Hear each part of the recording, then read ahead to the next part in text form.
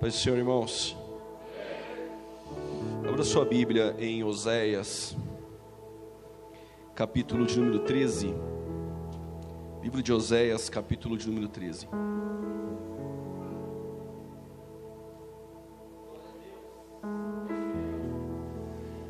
Eu tenho um carinho muito grande por essa igreja, pelo pastor, pela sua família, pelo meu amigo Márcio. Fiz muita amizade aqui. Tenho nas redes sociais várias pessoas dessa igreja. E pregar a palavra de Deus, nós fazemos já faz algum tempo. Eu confesso que eu nunca fui numa igreja para contar testemunho. Então nem sei como vai ser. É novo isso para mim. Eu, sinceramente, quando foi feito o pedido, eu vim mais pela amizade, pelo carinho, pelo amor. Eu quase... Por todo o tempo que eu sou cristão, eu sempre rejeitei a ideia e a proposta de contar testemunho. Por alguns motivos que eu quero pontuar. O primeiro deles, eu tenho vergonha do meu passado, de quem eu fui, não de quem eu sou hoje. O segundo ponto é que quando eu estava em Liberdade, alguns amigos meus falavam para gravar o testemunho e para as igrejas, eu falava que não. Aí eles me mandavam vídeos. Eu não gosto muito de ficar assistindo vídeo.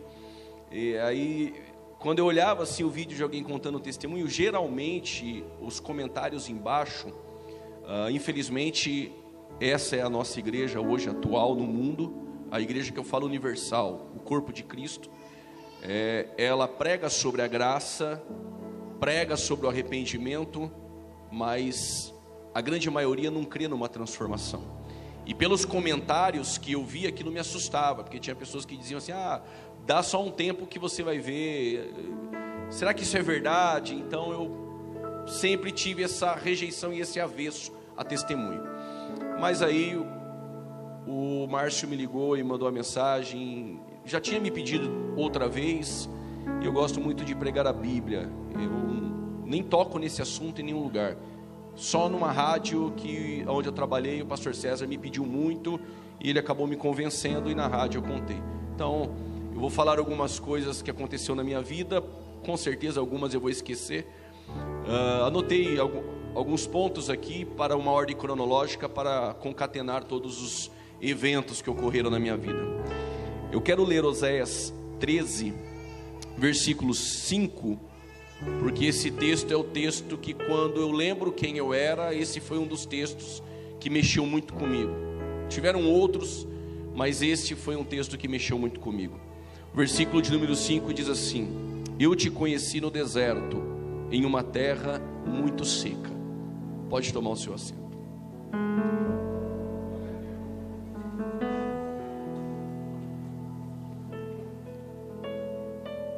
Acho que para testemunho não tem eloquência, né? Então eu vou falando assim, vocês tenham paciência, amém? Eu falo um pouco rápido, mas o testemunho eu não vou conseguir. A Bíblia eu tenho assim, geralmente na minha cabeça, mas o testemunho eu vou falando e aí até chegar um momento em aquilo que Jesus fez comigo. Tá legal? Bom, sempre morei em Campinas. A minha adolescência foi como uma adolescência, talvez como a sua. Na nossa época não tinha esse negócio de youtuber, né? Nós queríamos ser jogador de bola. Eu tinha os amigos que queriam tocar pagode e outros que cantavam rap. Então no convívio que nós nascemos, nós não tínhamos muita escolha. Eu tive um pai e tenho um pai que na época ele atuava como policial militar. Hoje meu pai é um militar aposentado e meu irmão também é um policial militar na ativa. Meu pai sempre tentou me colocar em escolas boas em Campinas, né? Mas a gente morava em bairro e eu tive o sonho de um dia jogar bola. Eu joguei bola em alguns clubes, mas algumas coisas começaram a atrapalhar o meu futuro. Eu lembro que nós montamos na época, se chama de banda, mas era um grupo. Nós montamos um grupo de rap.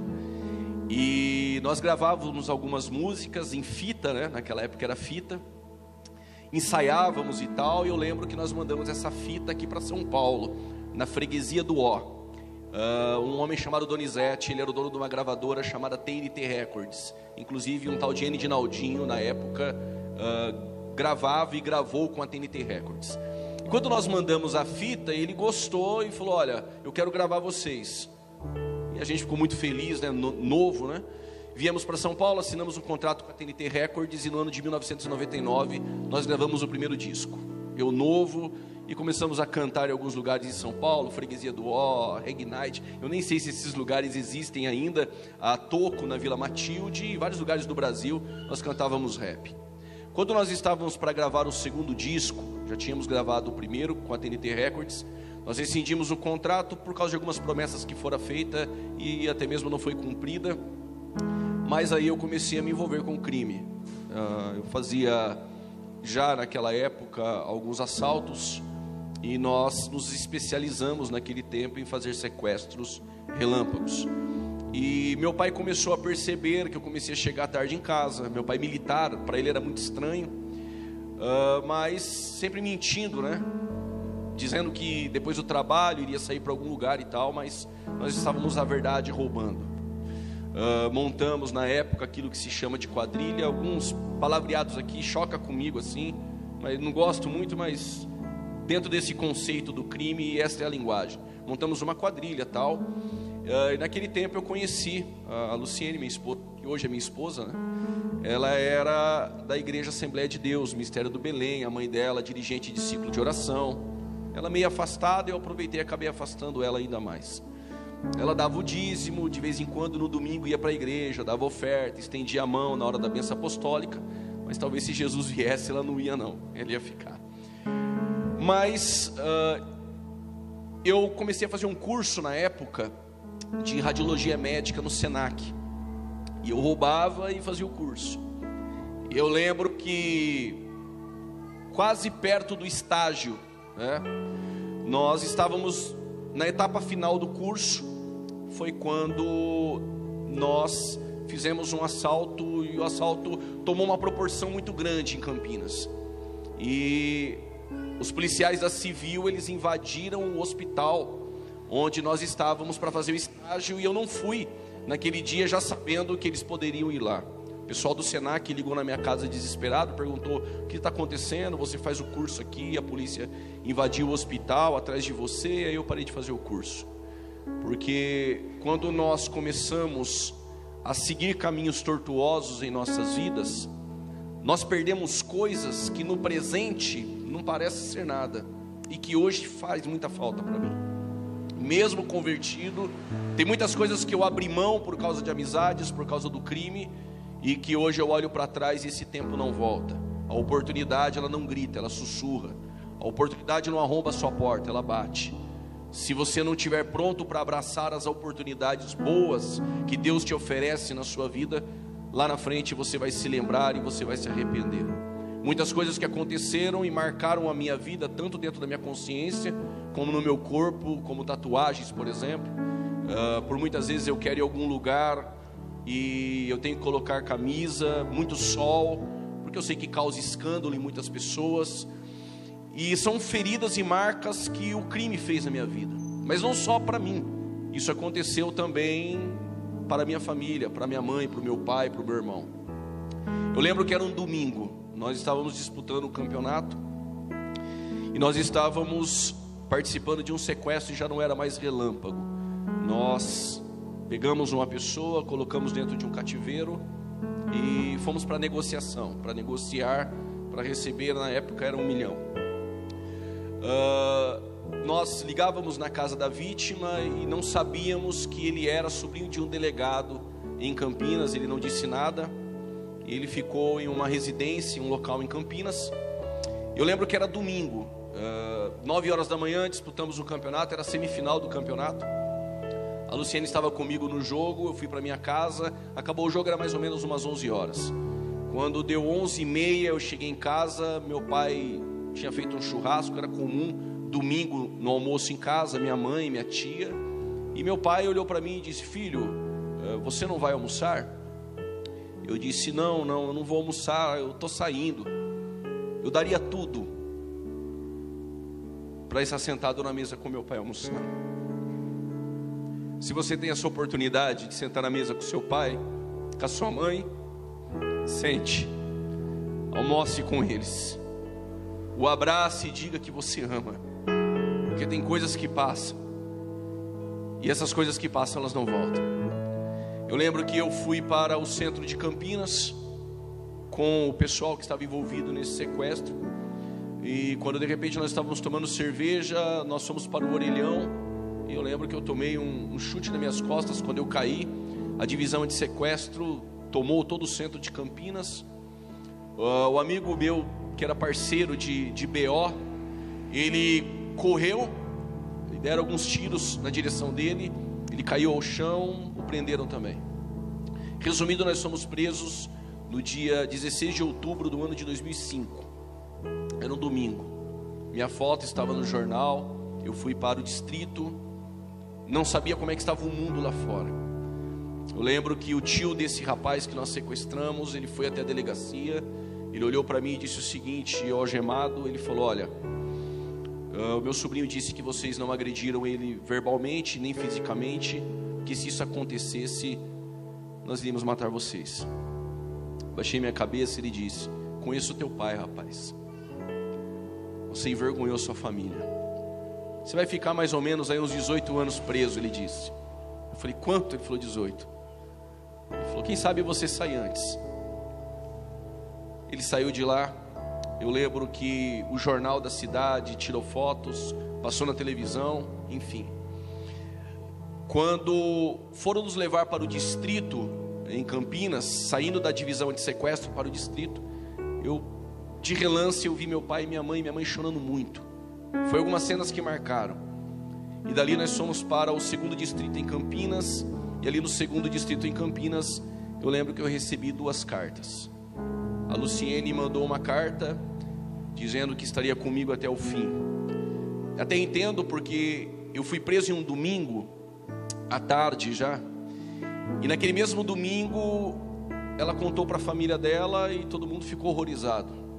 Mas ela foi na igreja à noite buscar uma palavra para saber o que ela iria fazer da vida dela.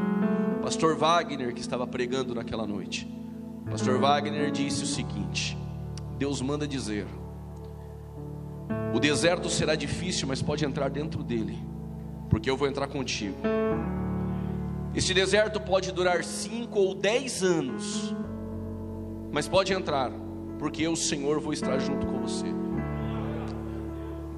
Eu daria glória a Deus se ele falasse que o deserto fosse durar 2 anos. Mas ele acertou, o deserto duraria 10. Até porque Deus não erra. E eu recebi a carta e aí eu pensei, bom, tendo uma mulher para me visitar, glória a Deus por isso, né? Mas eu lembro que quando eu conheci a Luciene, em alguns momentos eu ia na casa dela buscar ela para a gente sair.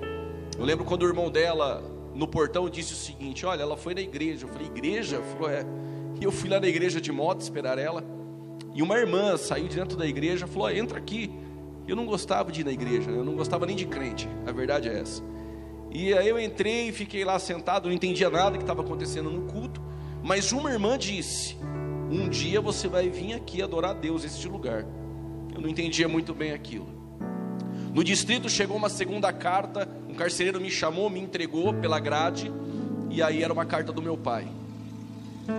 Uma sacolinha, um chinelo, uma bermuda, uma camiseta, e ele dizendo o seguinte: filho, não sei onde eu errei, mas não pense que está tudo acabado, eu também estou contigo nessa. Eu lembro que eu fui removido para a penitenciária 4 de Hortolândia, e nós fomos para um setor de inclusão.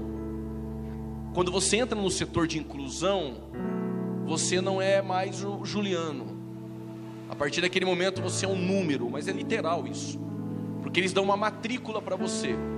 A minha matrícula é 391894, eu nunca vou esquecer, porque tem algumas coisas que Jesus permite você carregar, como aquele que carregava a maca, o paralítico, como o Simão, que já não era nem leproso, que estava em Betânia e chamou Jesus para um jantar na última semana, e o texto vai dizer: Simão, o ex-leproso. Aliás, na mesa de Jesus todo mundo é ex, todo mundo carrega alguma coisa aí. E quando me deram aquela matrícula, tiraram aquela foto, e ali eu fiquei naquele setor de inclusão esperando algum tempo. Desci para o pavilhão e foi um choque, né? Quando eu vi centenas e centenas e centenas de pessoas dentro de um único pavilhão. Alguns levantando peso, outros jogando bola, outros jogando baralho, outros usando droga. E aí disseram: olha, a cela que você vai morar é a cela de número 3. Falei, tudo bem. Entrei naquela cela de número 3. E aí todo o procedimento que tem dentro da penitenciária. Perguntam qual é o seu BO, de onde você veio, quem é você. Eu já conheci algumas pessoas. E quando eu cheguei, fizeram um convite para que eu entrasse na facção criminosa, que nós conhecemos como PCC, o primeiro comando da capital que atua dentro e fora do presídio. E aí eu aceitei o convite. A minha primeira visita foi meu pai e minha mãe. E aí meu pai, eu lembro que foi uma cena que me marcou muito. Quando meu pai entrou dentro da cela e eles trouxeram a comida dentro de tapuera, e ele sentou, é um colchão com linha de bola, porque tem um serviço na penitenciária que você faz bola, costura bola.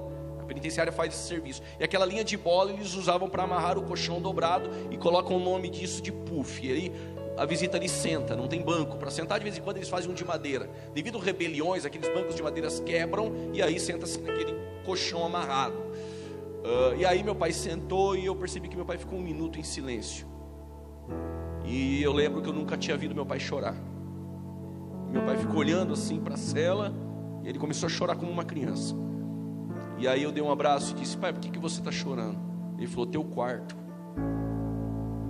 Ele falou: tudo que eu fiz por você. Eu não criei meu filho para vê-lo dentro de uma cela. Lembra do seu quarto, da sala de casa. Como que eu vou te ver aqui? Eu falei: aguenta firme. Minha mãe começou a chorar também.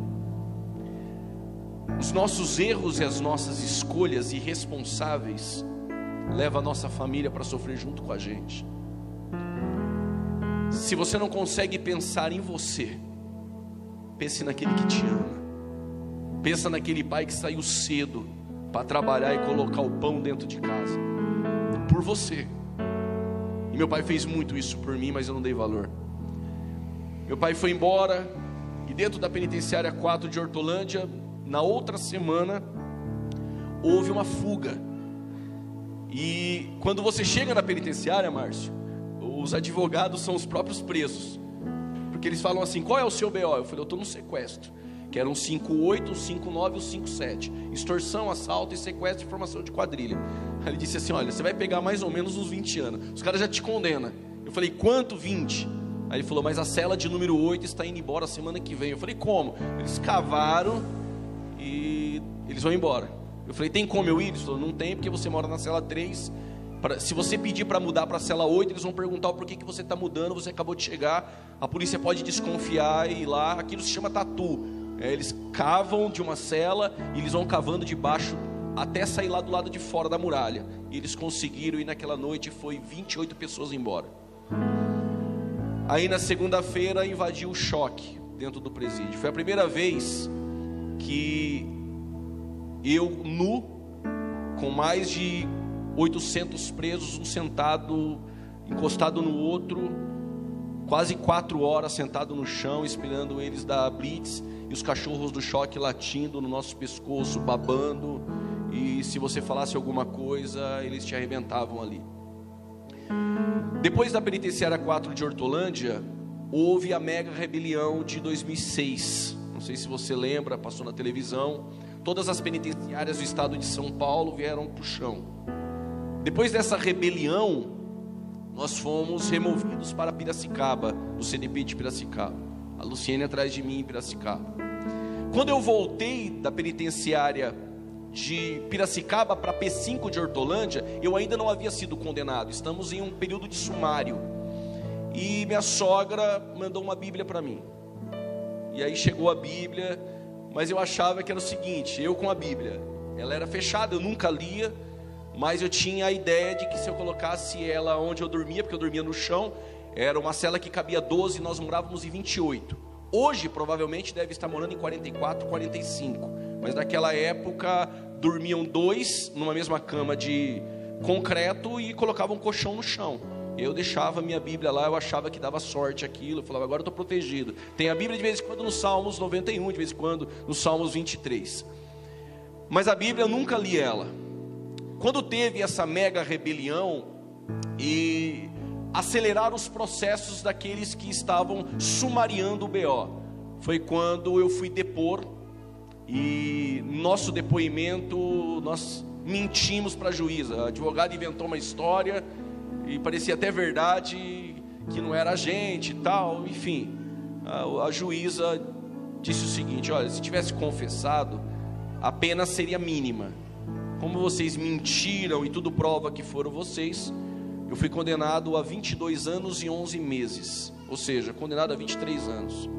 Com 23 anos, naquele tempo, devido ao crime do Guilherme de Pádua, o crime hediondo não tinha direito à liberdade provisória, uma liberdade de semiaberto, você não tinha direito, era só liberdade condicional.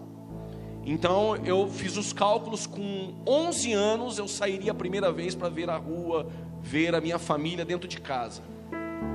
Mas eu lembro que o William Bonner, no Jornal Nacional, ele disse o seguinte: o presidente da República assinou, e o pastor Oséias de Campos entrou com um pedido na Câmara, e foi aprovado que o crime hediondo passa a ter direito de 1/6 para poder sair de semiaberto. Bom, era 11, para mim já ficou mais ou menos uns 5 ou 6 anos, eu já sairia de aquilo que nós conhecemos como saidinha, saída temporária em dias de festividades para ver a família.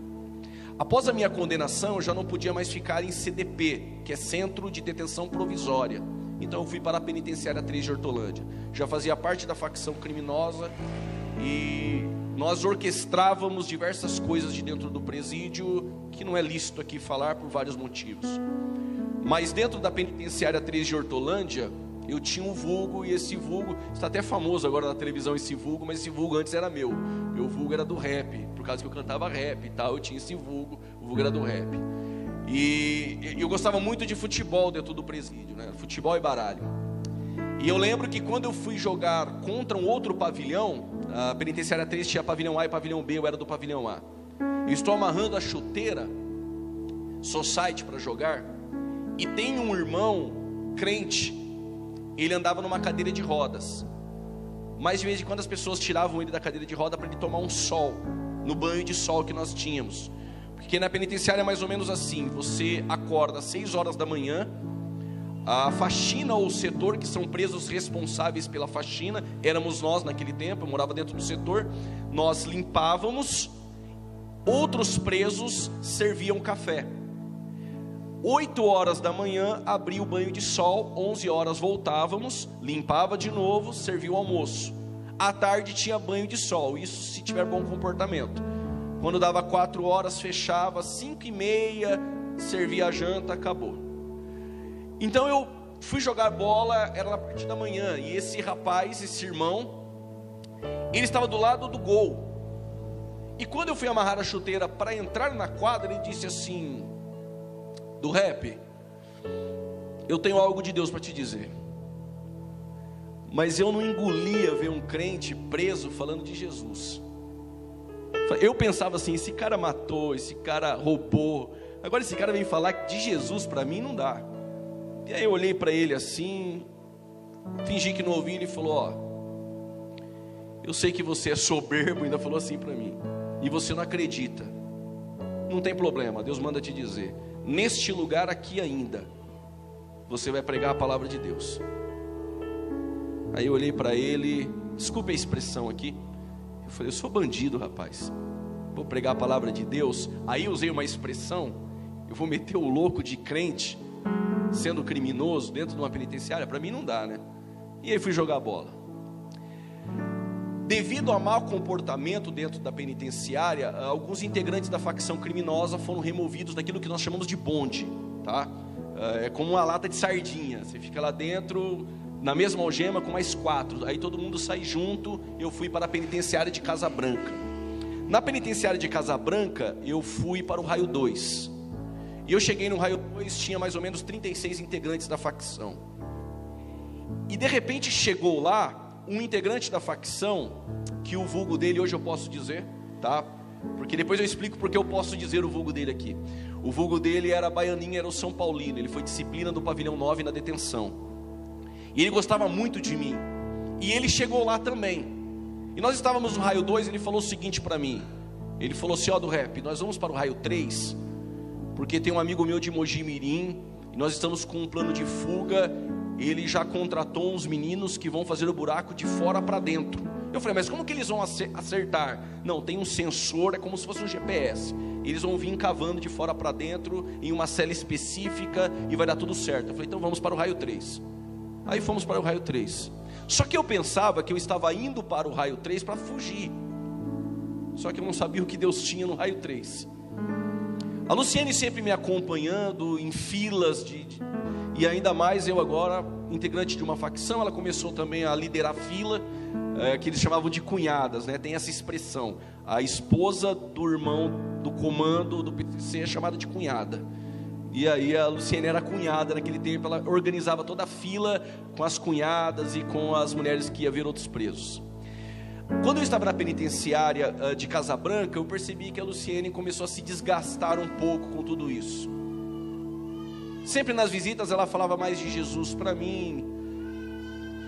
Só que eu não entendia muito bem essas coisas, eu não gostava, ouvia e tal, mas não conseguia entender e compreender algumas coisas. Já no raio 3, a Luciene falou o seguinte para mim, ela foi numa visita e falou, não venho mais te ver. Porque toda visita que ela ia, ela queria levar-o para o culto. Porque lá tem o culto, tem a cela dos irmãos da igreja, e os irmãos fazem o culto, canta hino da harpa, pega o violão, louva e prega a palavra. Aliás, não tem nada para fazer lá, a não ser ler Bíblia para os irmãos da igreja e orar. E eu falava, não, vou fazer o que no culto, né? E aí eu lembro que na visita ela tirava eu de dentro da cela, como eu não queria ir no culto, ela falava, vamos sentar aqui, só que a música dos louvores vinha. Aí chegou um dia que ela falou, olha, o negócio é o seguinte, se você não vai tomar uma decisão na tua vida, eu não venho mais. Falei, conversa, né, irmão? Falei, ela vai vir sim, né? Pois bem, ficou um mês e pouco, ela não veio mesmo, parou de vir. E eu estava com muita raiva. E aí estou na frente de uma cela do setor, dia de visita. Aí usei muita cocaína aquele dia. Que isso já era normal lá dentro, fazendo parte da minha vida. Eu lembro que o Baianinho, esse integrante da facção, chegou em mim e falou, do rap, vamos lá no culto dos bênção lá. Eles chamavam assim os bênção. Vamos lá no culto dos bênção. Eu falei, você está de brincadeira, né? Até você. Ele falou, mas o que tem no culto? Eu falei, que no culto? Os irmãos na rua roubando tudo, depois vai sair daqui e vai roubar de novo. Aí ele falou assim para mim, olha, o seguinte, a minha cunhada, a minha esposa, a cunhada, ela é missionária. Eu falei, sua esposa é missionária? Ele falou, é missionária. E eu descobri uma coisa, 85% de presos dentro do presídio são de famílias cristãs. A maioria foram batizados nas águas, até cantaram em igreja. E o Baianinho falou, vamos para o culto? Eu falei, não vou. Ele falou, ela vai passar por uma cirurgia na cabeça, eu vou pedir uma oração. Por causa dele, eu fui. Sentei lá no culto e estou lá no meio dos bênçãos. E ele está do meu lado e de repente chegou um outro integrante, o fantasma, que é o André. Ele sentou do meu lado e estamos lá. E foi na cruz, e eu lembro os louvores, foi na cruz. Aí depois cantaram um outro hino da harpa, tal. Aí o irmão teve a oportunidade, eu lembro que falou sobre o Mar Vermelho. E uma irmã, que era irmã de um preso, e este preso era o pastor da igreja, daquele raio. Ela sentou assim, e ela ficou olhando para mim, né? E eu baixei a cabeça, porque no presídio você não olha para a visita de ninguém. Eu baixei a cabeça. Quando eu olhei de novo, ela estava olhando, mas o olhar era sério. Aí eu falei para o Baianinho, a brisa da cocaína, eu fiquei encanado. Eu falei assim, ó, eu vou sair fora daqui, que aquela irmã fica olhando toda hora para cá. Ele falou, você está louco? Ele falou, fica aí, você não vai sair não, isso é o demônio, ele falou. Eu falei, então tá. E aí eu fiquei lá. Ele falou que é o demônio, eu falei, então tá bom. E eu fiquei lá. De repente o louvor pegou, os crentes começaram a pular e o glória a Deus, aquele Pentecostes, e eu vendo aquilo, olhando, eu falei, meu Deus. De repente essa irmã veio na minha direção, e ela na minha direção colocou o dedo na minha cara, e ela disse assim, assim diz o Senhor, Juliano, Deus manda te dizer, estou dando um basta na tua vida do crime, te chamo hoje para uma grande obra. vou te visitar entre dias, não se assuste, porque é Deus. Quando acabou o culto, quando ela falou isso para mim, ela foi embora, confesso, não sentia mais efeito de droga nenhuma. Saí com a cabeça meio baixa, meio com vergonha de tudo aquilo, porque todo mundo parou para ver. O baianinho encostou em mim e eu falei, ele vai zombar de mim. Ele falou, é do rap. Já era, hein? Eu falei, já era o que, irmão? Ele falou, já era. Eu falei, você tá falando o quê? Aí o fantasma encostou do meu lado esquerdo e falou assim, nossa, Deus falou, irmão. Eu falei, você está de brincadeira, irmão? Eu vou ignorar essas brincadeiras aí, certo? Aí o baianinho falou assim, do rap, seguinte, Deus falou que já era. Eu falei, aqui é o crime, irmão. Você está de brincadeira? Eu já vou avisar, se vocês começarem com essas conversas, vai para as ideias. Aí o fantasma olhou para mim e falou o seguinte, do rap, deixa eu falar uma coisa para você. E aí ele me abraçou. Eu fui batizado nas águas, irmão. Eu frequentei cultos de adolescentes. Minha mãe é crente. Eu conheço a voz de Deus. E ele disse, nós estamos nessa vida aqui, eu queria ter ouvido o que você ouviu. Falei, por quê? Falei, porque eu não vou morrer na mão da polícia se eu ouvisse isso. Falei, por que não? Porque Deus falou que você é dele. Eu não sei o amanhã, ele falou.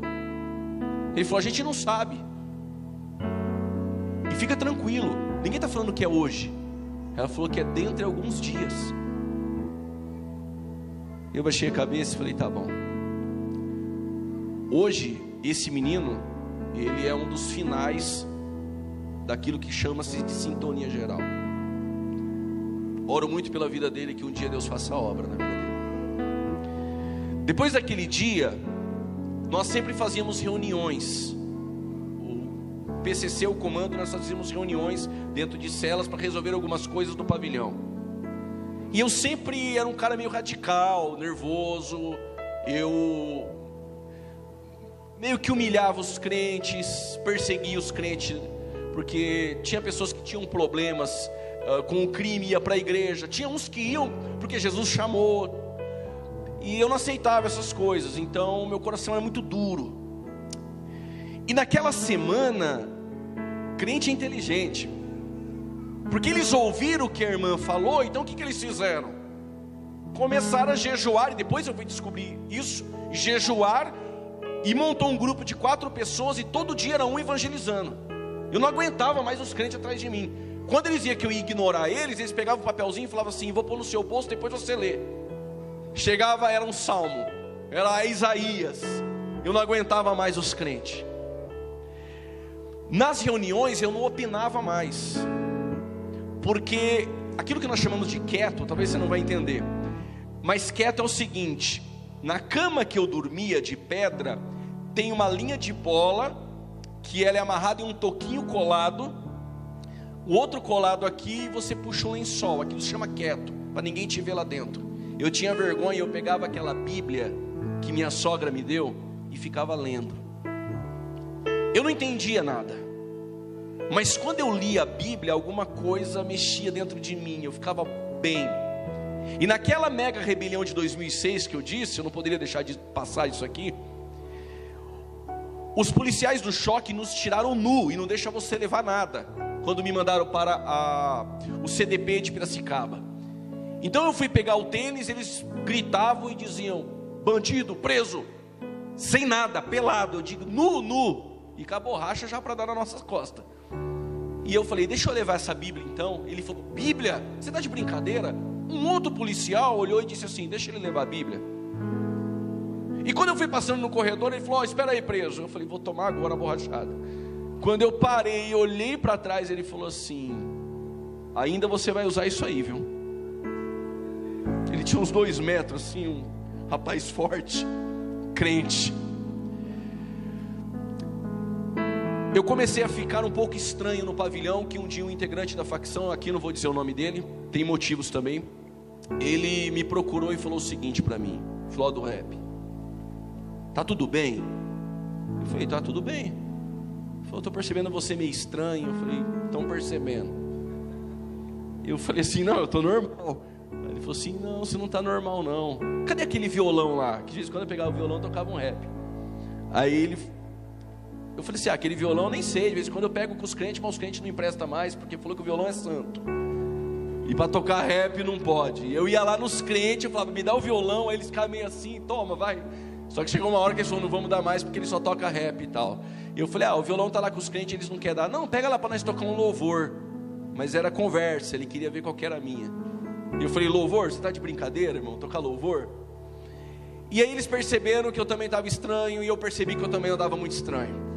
Então aconteceu o seguinte, eu conversei com o Baianinho, falei, Baianinho, e a fuga aqui, vai dar certo ou não vai? Ele falou, o seguinte, os meninos falaram que está tendo alguns problemas para alugar uma casa aqui para começar a fazer o buraco. Eu falei, certo, então nós não vamos embora. Ele falou, pelo jeito vai demorar. Eu falei, então é o seguinte, vamos comigo para o raio 1, porque lá tem o caminhão do lixo, a gente dá um jeito, toma a cadeia lá e vai embora no caminhão do lixo. Você tá maluco? Eu queria fugir de toda aquela sensação que eu estava sentindo. E aí eu fiz um pedido para ir para o raio 1 e consegui para o raio 1. Só Deus fazia isso. O integrante de uma facção criminosa ir para o raio 1, só Deus. Porque o raio 1 tem presos de semiaberto, que ganharam semiaberto também. Estavam misturados. E quando eu fui para o raio 1, eu fui morar numa cela com 4 pessoas, porque no raio 1 a cela era menor. Eram 3 camas, morava 4 ou 5.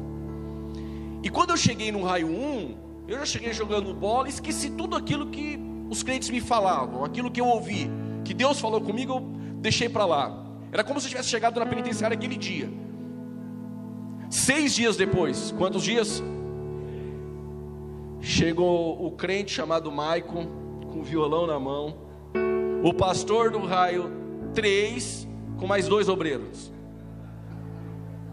Quando eu olhei, o pastor chama Daniel. O pastor Daniel, ele olhou para mim e disse assim, pensou que ia fugir de nós, né? Falei, miserável. E ele disse assim, ainda trouxe os obreiros, nós vamos fazer uma grande obra aqui, viu? E ele me chamava de Juliano, ele não gostava de me chamar do vulgo. Eu, tudo bem. 2 dias depois, o irmão David, que mora em Piracicaba, um excelente diácono hoje, ele entrou dentro da cela e disse assim, eu tive um sonho com você. Eu falei, você teve um sonho comigo? Ele falou, tive. Ele falou, Deus me mostra. Quando ele falou, Deus me mostra, eu falei, você sai daqui, cara, senão eu vou arrebentar você aqui dentro. Aí inclusive uns irmãos integrantes da facção falaram, mas que isso? Você não pode tratar o rapaz assim. Mas eu estava irado com os crentes. Aí ele falou, vamos lá participar da oração, porque tem oração todo dia cedo no presídio, os crentes fazem. Eu falei, não vou participar da oração não. Naquela noite, era mais ou menos 1h da manhã, eu tive um sonho que não foi um sonho. Hoje eu dou aula de teologia, e se algum aluno de teologia me contasse esse sonho, teologicamente, eu ia dizer para ele o seguinte, irmão, vai orar. Só que a maneira que Deus atua foge do campo teológico. Tem coisas que Deus faz fora da nossa caixinha de conhecimento, até porque Ele é Deus. Eu tive um sonho que eu estava num gramado, mas era uma grama diferente, e tinha uns seres de branco que tocavam harpas gigantes. A melodia daquela música invadiu o meu coração, que eu senti uma paz. Sabe aquela paz quando você tem 10 anos de idade? Era essa paz. E eu acordei desesperado, e eu estava chorando, que eu parecia uma criança. Eu falei, poxa, um criminoso não chora numa cadeia. Aquilo me perturbou. Fui no banheiro, lavei meu rosto, voltei correndo, deitei de novo para dormir. A mesma visão. E eu lembro que eu gritava e dizia o seguinte, então não me deixa voltar mais, deixa eu ficar aqui. Era uma paz extraordinária. Eu disse, deixa eu ficar aqui. Ninguém me respondia, eu não ouvi mais nada, mas era uma paz diferente de tudo que você pode imaginar. Só que quando eu acordei de novo, eram 3h da manhã, e eu chorando em lágrimas, e eu achei que eu estava ficando louco. Na linguagem do presídio, eu achei que eu tinha chapado. De repente eu escuto no meu ouvido: vai ser numa madrugada, não se assusta porque é Deus. Vai ser numa madrugada, oh glória, não se assusta porque é Deus. 3 horas da manhã eu fui no banheiro, voltei, peguei a Bíblia e abri. Não faz isso porque eu aconselho não fazer isso, mas eu abri para ler. O texto não é para nós, é para Israel. Hoje eu sei fazer o quê? Aquele texto mexeu comigo. Isaías 41:9. E eu marquei na Bíblia que minha sogra me deu. E o texto está escrito: tu, a quem tomei desde os confins da terra, e te chamei entre os teus mais excelentes, e disse: tu és meu. Eu marquei com a caneta, está até borrado, porque eu chorei em cima, fechei aquela Bíblia, fui no banheiro, voltei, desesperado. Desceu um negrão dessa altura, da terceira cama. Ele chegou em mim, colocou a mão em mim e falou assim: e aí, irmão? Eu disse: o que foi? Ele falou: é a coisa mais bonita que você vai fazer, cara. Eu falei: mas o que eu vou fazer? Ele falou: faz o que está no teu coração. Eu falei: mas do que você está falando? Ele falou: fique em paz, eu sou afastado, eu sei o que está acontecendo aí dentro de você. Eu falei: você estava me olhando lá de cima, né, irmão? Ele falou: estava. Ele falou: eu te observo desde o dia que você chegou aqui. Faz o que tem que fazer. E ele subiu para a cama e foi dormir. Não consegui dormir. 5 horas da manhã, um rapaz que morava no setor chamado Taíde, mora no Padre Anchieta, mora na rua hoje, envolvido no crack. Ele passou na cela que eu morava e disse: vai ter reunião dos irmãos do comando, do PCC, na cela do setor. Eu falei: legal. Eu andava só de bermuda e de camiseta branca, aqui no presídio é só camiseta branca que pode. Peguei a camiseta branca, coloquei por dentro, igual os crentes lá dentro, com aquela calça caque, marrom. Coloquei a camiseta por dentro, peguei a Bíblia, coloquei aqui debaixo do braço. Segundo andar da penitenciária de Casa Branca, eu desci com a Bíblia na mão. Parou o pavilhão. Eu ouvi os rapazes olhando e falando assim: ah lá, o irmão ficou louco. Outros falavam: o irmão chapou. Ah lá, irmão, com a Bíblia na mão, tá louco, irmão? E eu desci, eu sempre descia xingando, é futebol e tal, tumultuando. Eu desci quieto, cabeça baixa. Quando eu entrei dentro da cela, estava o baianinho. O baianinho tinha ido para o raio 1. Eu fui falar com ele, não aguentei, comecei a chorar. O baianinho falou assim: eu não falei para você, irmão? Eu falei: mas e aí? Ele falou: eu não posso falar nada por você. É isso mesmo? Eu falei: é isso mesmo. Depois que aquela irmã falou aquilo comigo, minha vida não foi mais a mesma. E Deus me chamou essa noite, baianinho.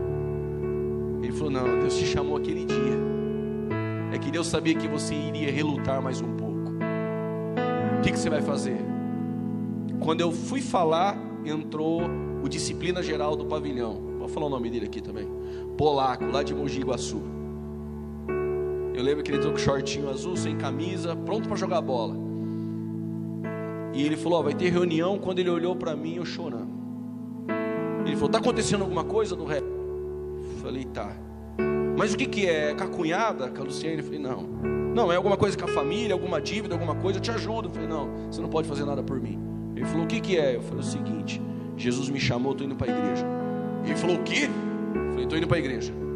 Ele bateu no peito e falou o seguinte: se um dia Deus me chamar, eu vou também. Eu lembro de um menino chamado William. Ele me evangelizou desde o raio 3 até o raio 1. Não teve um só dia que ele não falou de Jesus para mim. As últimas palavras do William foram estas: Jesus pagou suas dívidas, você não tem nada com eles. Eu disse: como não? Eu assinei o estatuto, eu fui apadrinhado, conceitos e linguagens do crime. Eu tenho padrinho da Zona Leste, de Campinas. Não dá para sair fora, cara. Ele falou: você vai sair. Eu disse: por que eu vou sair? Ele falou: porque Deus falou comigo semana passada. Eu falei: falou de mim de novo? Ele falou: não. Um pastor veio, que lá a Assembleia de Deus e alguns ministérios fazem o trabalho. Falou para ele o seguinte: Deus manda te dizer porque o processo dele estava emperrado. Ele estava quase para ir embora, mas o juiz não assinava. E o pastor falou para ele: Deus só vai permitir que o juiz assine o seu papel quando você ganhar uma alma importante aqui para mim. Aí eu falei para ele assim: aí você está evangelizando eu tenho que ir para a igreja para você ir embora. Ele falou: Deus falou. Eu falei: para mim entregar o estatuto para o PCC é um negócio, você não tem noção, cara. Não é assim, não dá. Por que eu falei do William? Porque quando eu fui para a igreja, eu queria morar com ele. Ele ganhou a liberdade dele. 3 dias depois que eu me converti, 1 ano depois, chegou a notícia dentro do presídio: o William voltou para as drogas, voltou para o tráfico. E o próprio crime que dava droga para ele vender é o mesmo crime que matou o William. Eu nunca vou esquecer dele. Eu nunca vou esquecer de um evangelista como William. Isso mostra que nós podemos cair. Segure firme com Jesus. Você que é jovem, adolescente, que está aqui essa noite, segure firme nas mãos de Jesus. Este mundo aí fora nos odeia, Jesus disse. Ele pode ceifar a nossa vida e nós perder a salvação. Mas hoje eu estou aqui e tem um pouco do William aqui hoje. Evangelize pessoas que vão chegar onde você nunca chegou. Talvez você não vai chegar, pessoas que você evangelizou vão chegar por você. Terá um pouco de você na vida deles também. O polaco disse o seguinte: nós vamos fazer uma reunião, então você vai falar para todos os irmãos do comando que você vai para a igreja. Eram 26 integrantes da facção. Falei: tudo bem. Eles foram para a cela do lado, fizeram lá uma reunião. Chegou lá um rapazinho e disse o seguinte: estão te chamando lá. Falei: meu Deus, tem que ser muito homem agora. Quando eu cheguei lá, estavam 26 dentro da cela, em cima de cama, no chão, tudo com o olho desse tamanho me olhando. Aí o polaco disse: do rap quer falar alguma coisa. Enchi o pulmão. Falei: o negócio é o seguinte: enquanto eu estive com vocês, eu fiz de tudo que podia ter feito. Nunca tomei um puxão de orelha, nunca fui disciplinado, porque tem o tal do 90, né? Você toma disciplina, eles te dão 90 dias de gancho. E eu falei o seguinte: eu nunca tomei nenhum 90, que é um cartão amarelo, né? Mas eu estou entregando minha vida para Jesus. Eles disseram: o quê? Não, mas não é assim. Eu falei: bom, como é eu não sei. Jesus me chamou e eu vou. Pensando, se ele me chamou, ele se encarrega. Tinha um irmão integrante da facção, o vulgo dele era Punk. Ele olhou para mim e falou assim: mas peraí, você está saindo assim do comando desse jeito? Você tem alguma dívida com o comando? Lembrei do William. Eu disse: dívida eu tinha até agora. Mas por quê? Eu falei: porque os irmãos da igreja falaram que as minhas dívidas Jesus pagou na cruz. Ele falou: você está brincando? Eu falei: não, não estou brincando. Eu não devo dinheiro para ninguém, mas os meus pecados Jesus perdoou. Eles disseram: então é o seguinte, você vai para a igreja mesmo? É isso mesmo? Eu falei: é. Eles falaram: manda chamar o pastor. Chamaram o pastor, ele morava em São Paulo. Ele era integrante da facção chamado Japonês. Ele foi excluído do PCC e ele era o pastor da igreja. Pensa num homem de Deus. Quando o japonês chegou dentro da cela, eles falaram: pastor, cuida desse aí que ele não é mais rebelde, agora ele é ovelha. O japonês me abraçou e me levou numa capela na penitenciária de Casa Branca. Dobrei meu joelho lá, fiz minha confissão, colocaram a mão na minha cabeça, oraram, e eu chorava como uma criança. Quando eu levantei, olhei para trás, essa penitenciária toda olhando. Agora era um problema, diga qual? Aqueles presos que eu pegava no pé para não usar outro vocabulário e tal. Agora eu sou ovelha. Agora é a vez de ser perseguido. Agora é a vez de ser crente. Ouvir, baixar a cabeça, como Jesus ensinou, manso e humilde de coração. Levantei outra pessoa. Cheguei nos irmãos integrantes da facção e disse: eu quero agora ir morar na cela da igreja. Eles falaram: não, você vai ficar uns dias lá na cela para a gente ver se é isso mesmo. Alguns pensavam que poderia ser efeito da droga. Eu lembro que eu fui para a cela e fiquei mais 3 dias lá. Fazendo o quê? Os crentes me diziam o seguinte: quer vencer na vida? Jejua, leia a Bíblia e ore. Eu orava 4 horas por dia, ficava 3 dias sem comer, lendo Bíblia todo dia. A primeira coisa que eu fiz: ler Bíblia, jejuar e orar. Eu lembro que os integrantes da facção foram na cela, chamaram um rapaz da cela e falaram: e aí, como é que ele está? Ele falou: irmão, eu estou preocupado. Ele falou: porque ele não come mais. Mas e aí, não está comendo por quê? Acho que é aquele negócio dos crentes lá de jejum. Mas está uns 3 dias. O irmão falou: vai morrer. Ele falou: não, mas está aí lendo Bíblia. Certeza, certeza. É crente mesmo? É crente. Pode deixar ir para a igreja. Aí os irmãos falaram: não, vamos esperar. Aí o baianinho um dia passou do meu lado e me chamou de canto. Já não tinha mais a mesma amizade, até porque trevas e luz já não combinam. Mas o baianinho me chamou de canto e falou: ó, os irmãos da sintonia geral chegou aqui e falou que não é para você ir para a igreja, para esperar ainda uns 10 dias. Fica firme que logo você vai para a igreja. Eu falei: não, tudo bem. Deu 8 dias. A sintonia geral ligou dentro da penitenciária e chamaram para falar no celular. Era uma contraversão, não pode falar no aparelho, principalmente crente. Mas eu tive que ir lá, a sintonia geral, todo mundo na linha, todos os irmãos, padrinhos e tudo mais, né? Aí eles disseram o seguinte: e aí, bênção? Eu falei: Paz do Senhor. Aí eles disseram: Paz do Senhor. Então, é isso mesmo? Eu falei: faz tempo. Beleza, seus padrinhos estão aqui na linha, você vai servir a Jesus. Eu falei: já estou servindo, irmão. Você está abandonando a facção? Eu falei: estou. Aí um disse: o negócio é o seguinte, você está tomando uma decisão muito séria, porque se amanhã depois você olhar para trás e querer voltar, vai ficar ruim as coisas. Eu disse: o Deus que me chamou não permite eu voltar atrás e comer da mesma lama. Ele disse: mas tudo bem, mas se você voltar, você conversa com a gente. Eu falei: tranquilo, mas eu não volto. Vocês estão ouvindo? Eles disseram: estamos. Então é o seguinte, boa sorte, que Deus abençoe sua caminhada e seja feliz. Mas tem alguém aqui que está desesperado querendo falar com você. Eu falei: quem será, né? E aí, do rap: Paz do Senhor, irmão. Eu falei: Paz do Senhor. Quem é? Quem é? Você não me conhece mais? É o fantasma, o André. Eu não falei para você que eu conheço a voz de Deus? Que Jesus te abençoe e você seja uma bênção nas mãos de Deus. Eu falei: amém. Falei para eles: eu posso fazer uma ligação? Eles falaram: mas agora você não pode mais, você é bênção. Eu falei: eu precisava ligar para minha família. Eu tinha que falar para a Luciene que agora eu sou ovelha. Só que quando eu liguei para a Luciene, a mãe dela, que é do ciclo de oração, atendeu. Quando ela me ouviu e eu falei: Paz do Senhor, ela começou a chorar e falar em línguas. Ela ficou 10 anos orando por mim, para Jesus fazer a obra.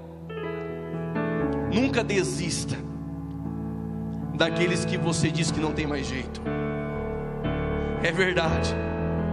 Sabe quando a gente ouve assim que todo preso tem que morrer? De repente você está querendo que mate um Juliano lá dentro, que amanhã pode vir pregar para você aqui por 6 horas e ensinar a Bíblia para você. O único lugar da terra que um pedreiro ensina um empresário ou um doutor sentado é na igreja. O único lugar que um ex-presidiário inaugura o paraíso é na Bíblia. O único lugar que quem matou um egípcio, um foragido da justiça, se transforma legislador de Israel e diz: não matarás, é na Bíblia. Isso é graça, isso é graça, isso é evangelho. Evangelho não transforma diversidade, evangelho transforma caráter.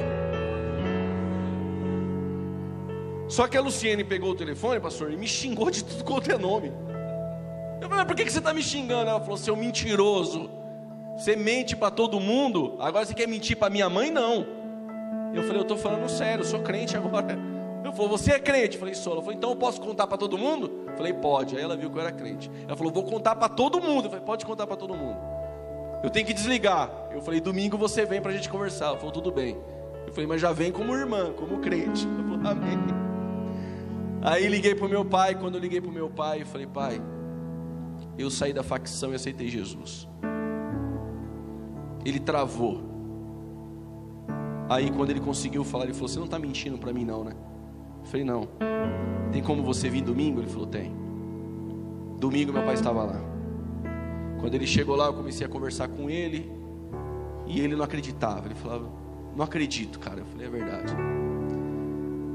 E segunda-feira eu estou indo morar na cela da igreja já, porque me liberaram. Ele falou: amém. Eu falei: tem um detalhe, eu queria que o senhor me ajudasse. Ele falou: no quê? Eu falei: o seguinte, eu preciso casar. Ele falou: como assim casar? Eu falei: casar, porque a Luciane vem me ver, agora eu sou crente, eu não posso ficar em fornicação. Mas que negócio é esse? Eu falei: os crentes me falou, está na Bíblia, fornicação é pecado. Mas peraí, mas você vai casar? Eu falei: é, casar. Aqui dentro? Eu falei: é, só preciso que você vai no cartório, faça o meu papel, a gente faz uma procuração e eu tenho que casar. Porque falaram até que para pregar a Bíblia tinha que ser casado. Eu falei: amém, então eu vou casar. Eu já gostava da Bíblia demais. E aí a Luciane recebeu meu pai lá na casa dela, e meu pai chegou lá e fez o meu papel. Falou: ó, o Juliano pediu você em casamento, então estou pedindo aqui para você na frente da tua mãe. A mãe dela, crente, falou: para mim já são casados, porque 10 anos lá em fornicação junto, já está casado. Tudo bem, fez os documentos. Aí eu lembro que o oficial de justiça me chamou. Quando o oficial de justiça chama um preso, até o ateu ora, porque é algum processo que ele fez que vai cair naquele dia. O oficial de justiça traz os processos. Eu tinha muitos BOs, eu falei: é mais um, estou perdido. Quando eu cheguei lá, eu falei para o oficial de justiça: não é BO não, né? Ele falou: é BO. Eu condenado a 23. Eu falei: não vou sair mais desse lugar. Ele falou: ó, é um casamento. Ele falou: para mim é BO. Eu falei: para de graça. Eu falei: que bênção. Aí eu assinei, ele falou: você está assinando esse BO? Eu falei: esse eu estou. Assinei, bom, estou casado. Eu falei: e a minha esposa? Já assinou lá no cartório lá fora, e a gente foi pago para vir aqui, então você está casado. Você entrou no outro BO, numa outra prisão. Eu dei risada, eu falei: beleza. E aí eu comecei a ler Bíblia. Eu pedi uma Bíblia de estudo. Só para vocês entenderem, eu li a Bíblia 26 vezes. Eu fiz 14 cursos de teológicos básicos. Eu me formei em bacharel, mas dentro do presídio eu li a Bíblia das 8 da manhã às 10 da noite.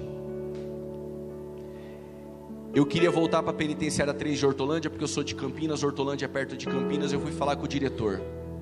O diretor olhou para mim e falou assim: eu não acredito que você está lá na igreja firme. Eu falei: pois é, eu estou. O que você quer? Eu falei: eu quero ir para perto da minha casa.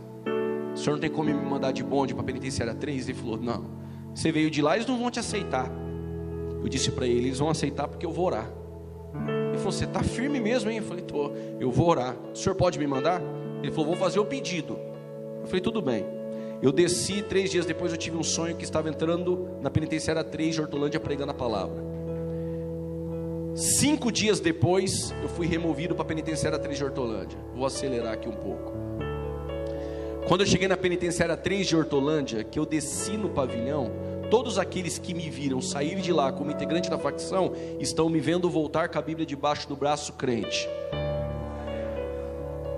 E vem um irmão na cadeira de roda desesperado: não falei para você do rap que você ia aceitar Jesus? Paz do Senhor, irmão. Falei: paz do Senhor, irmão.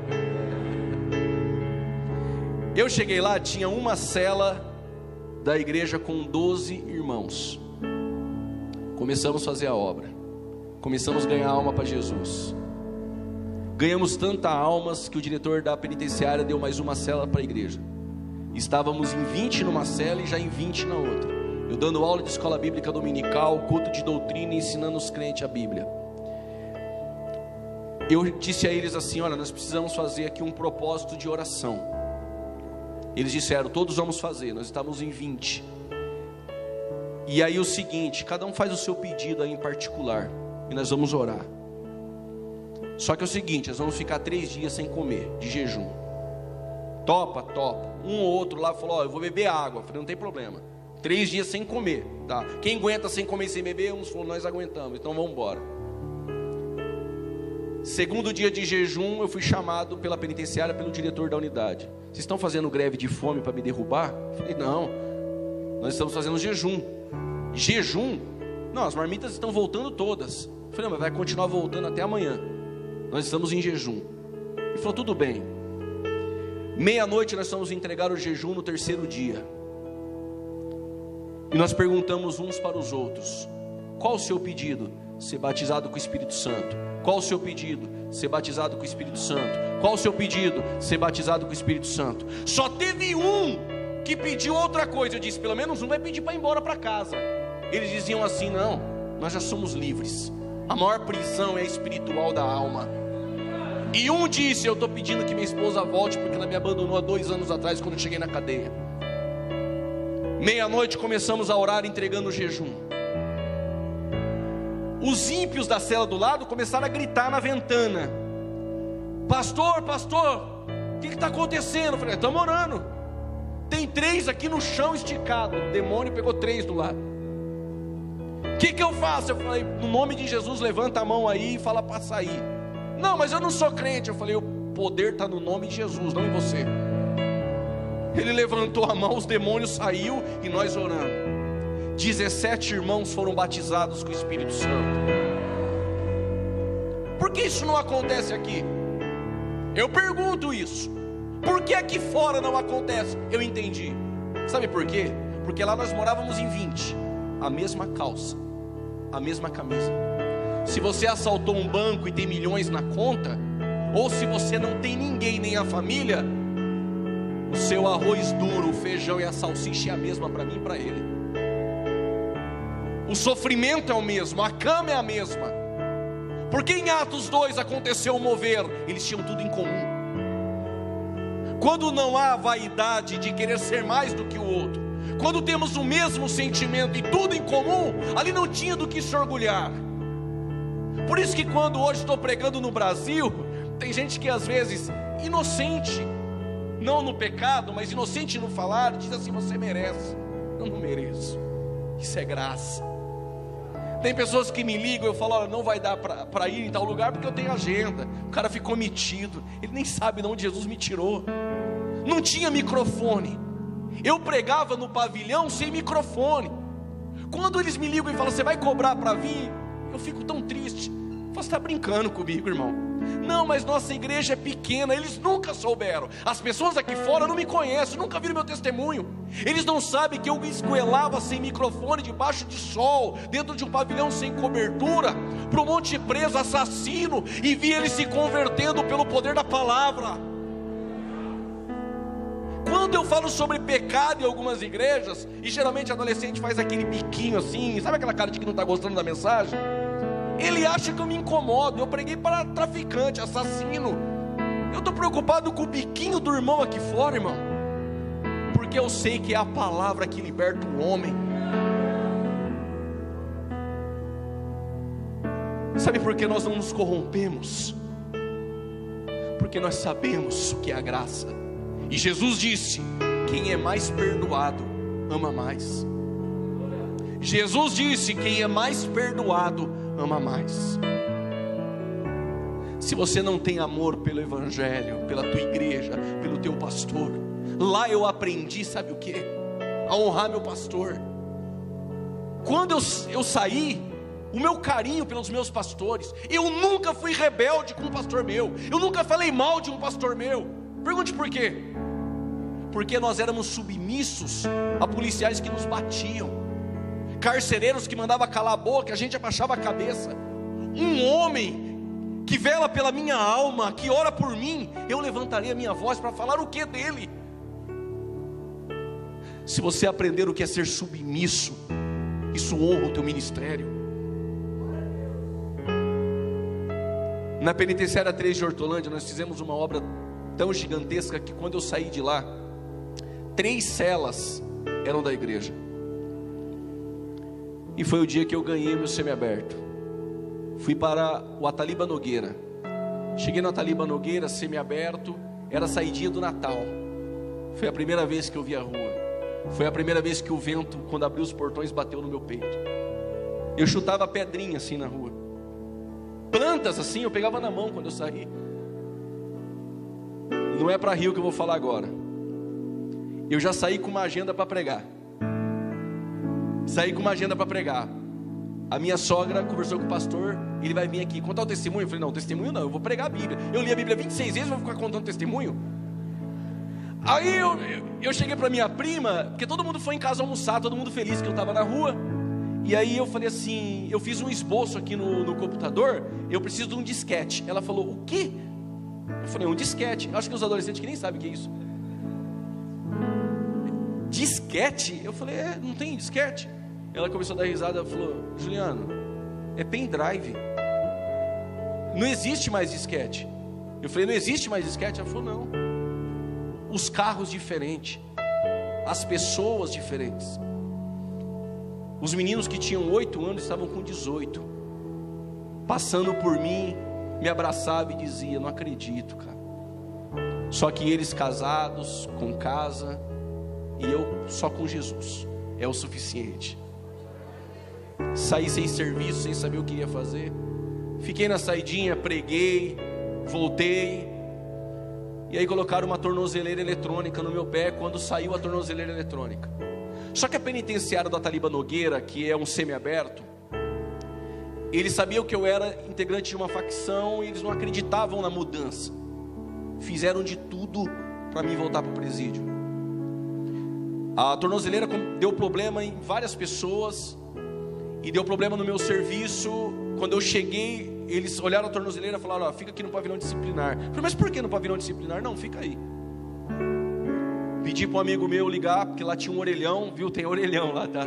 Ligaram do orelhão pro meu advogado, ele foi lá, ele falou, eles estão querendo mandar você de volta pro fechado. Eu falei, eu não acredito. A Luciene estava para ter a Ana Júlia. A Luciene estava grávida e teve a Ana Júlia. Eu voltei pro fechado. O promotor pegou minha pasta carimbada, integrante de facção. Ele não quer saber se sou crente, não acreditam nisso. Eu fui pro fechado de novo. Para onde eu voltei? Penitenciária 3 de Hortolândia. Imagina eu voltando para aquele lugar. Cheguei lá, estavam as 3 celas da igreja. E o crime em cima da igreja, querendo pegar a cela da igreja, porque eles estavam morando 6 em uma, 8 na outra e 12 na outra. Alguns voltaram para o crime, outros foram removidos e ninguém ganhava ninguém para Jesus. Quando eu cheguei na penitenciária 3 de Hortolândia de novo, eu recebi uma carta. Pastor Aparecido Tatajuba. Ele ficou 23 anos dentro do sistema penitenciário. Ele foi pastor em várias penitenciárias, está bem hoje na rua, pastoreando o seu próprio ministério. Ele mandou uma carta para mim, quando eu abri a carta, estava escrito o seguinte: entre tantos que tinham aqui no semiaberto, Deus escolheu você para voltar e fazer uma obra. Quando eu li aquilo, eu falei, não, é brincadeira. Escolheu eu? Justo eu? Tem coisas que a gente não entende hoje, mas depois a gente vai entender. Quando eu voltei para a penitenciária 3 de Hortolândia, eu tinha lido a Bíblia mais ou menos umas 18 vezes até aí. Eu falei, eu não tenho nada para fazer aqui, vou ganhar alma para Jesus e vou ler a Bíblia mais vezes, o tanto que eu puder. E foi nesse ler mais vezes, eu estudei mais vezes, foi quando eu conheci na rádio o programa do César Cavalcante, e eu conheci alguns programas, e eu comecei a sonhar com alguns lugares. E te digo, todos os lugares que eu sonhei, Deus me levou lá, me honrou. Hoje eu estou, e Jesus fez isso.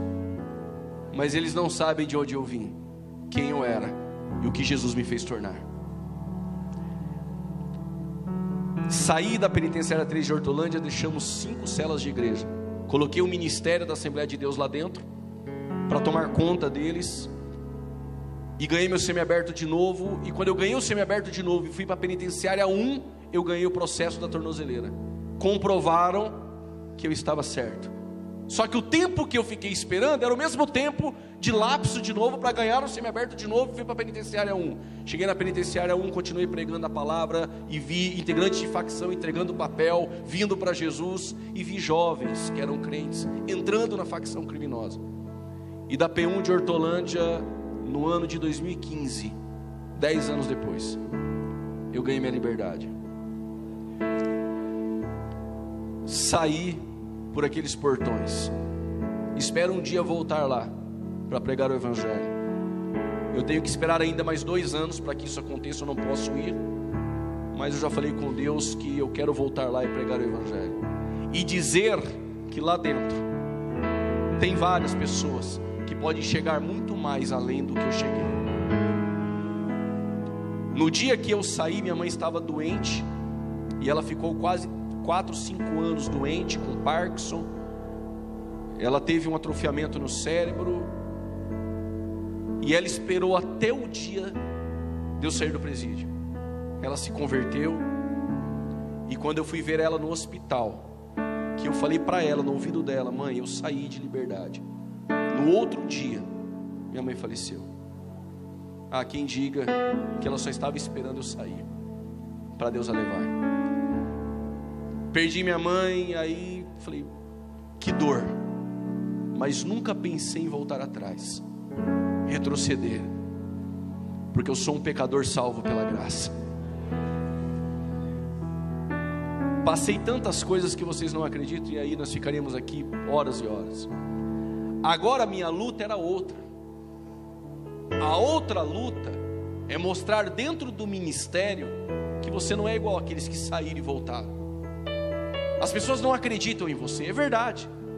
As pessoas não acreditam, são poucas pessoas que acreditam, outras são desconfiadas. E eu entendo, vários saíram e voltaram de novo. Vocês devem conhecer alguém que saiu, de repente pregou aqui, de repente saiu no jornal, voltou preso de novo. Tem vários que fizeram isso, e eu entendo isso. Aguardei o processo. O ministério iria reconhecer o meu ministério, que eu fui consagrado lá dentro. Fui para um crivo, tive que ficar 1 ano e meio esperando, os pastores olhando e dizendo, vamos esperar para ver. Nunca acelerei o processo. Sabe por quê? Porque um dia um pastor disse para mim, olha, no momento você não vai poder sentar aqui com a gente. Mas ele não sabia que nós não tínhamos lugar nem para sentar lá dentro. Eu nunca fui preocupado com cadeira, irmão. E ele falou assim, você vai ter que ficar sentado ali embaixo como membro. Eu falei assim, membro entra no céu? Ele falou, entra. Eu falei, então pode deixar lá na porta. Eu nunca me preocupei com esse negócio de pastor, e as coisas foram acontecendo. E aí o seguinte, eles te chamam para pregar ali, e aí você prega. E aí eles falam, meu, que cabeça esse cara tem? É porque eu fiquei 7 anos, 6 anos lendo Bíblia. E aí eu estou dando aula para eles. Seminário, eles me chamam, dou aula para eles. Reconheceram o meu ministério. Graças a Deus, meu pastor me ama. O ministério confia em mim, viajo o Brasil todo, e Deus tem feito grandes coisas na minha vida, na minha família. A Ana Júlia cresceu. Rapidinho, só um testemunho da Ana Júlia aqui, já vou entregar o microfone. Quando a Ana Júlia nasceu, ela foi ser apresentada no presídio, na igreja Nataliba Nogueira. Quando ela foi ser apresentada, ela foi na mão de um presbítero, e um pastor colocou a mão aqui no pescoço dela e disse, essa menina, ela vai louvar a Deus. Tudo bem. Algum tempo depois, foi constatado que a Ana Júlia poderia ter hipertiroidismo, exatamente na garganta, né? E aí eu lembrei do que o pastor falou, falei, não é possível. E saiu no exame do pezinho, né? Que tinha, tem que tomar remédio para a vida toda, tal. E lá no presídio a gente falou, a gente vai orar. O pastor falou, vamos orar. A gente colocou em oração essa causa. Foi quando ela foi para a PUC em Campinas, e aí fez o exame, ela não tem nada. Fez outro exame, ela não tem nada. E a Júlia ama louvar a Deus em casa e cantar, porque Jesus é bom e Ele cumpre o que Ele fala. Lembre disso que eu estou te dizendo aqui agora. Neste momento, dentro de uma cela no presídio, um cara que roubou, que matou, Jesus pode salvar a vida dele. Em Campinas, às vezes eu passo do lado de pessoas que eu falo, meu Deus, essa pessoa não quer nada. E aí eu lembro, falo, como ele não quer nada? Você também não queria. E Jesus fez. Precisamos sair dos portões para fora da igreja, porque tem muitas pessoas que poderiam estar aqui contando o testemunho dela, por causa de uma pessoa que falou de Jesus para ela. Essa responsabilidade é nossa, essa responsabilidade é minha, essa responsabilidade é sua. Sempre alguém diz para mim escrever esse livro. Se eu não gosto de contar testemunho, quanto mais escrever um livro falando disso. Mas pode ser que eu comece a escrever e o título já tem: A Graça Atrás das Grades. Sabe por quê? Porque não há um lugar nessa terra aonde a graça não pode recuperar e trazer alguém de volta. Deus te abençoe em nome de Jesus.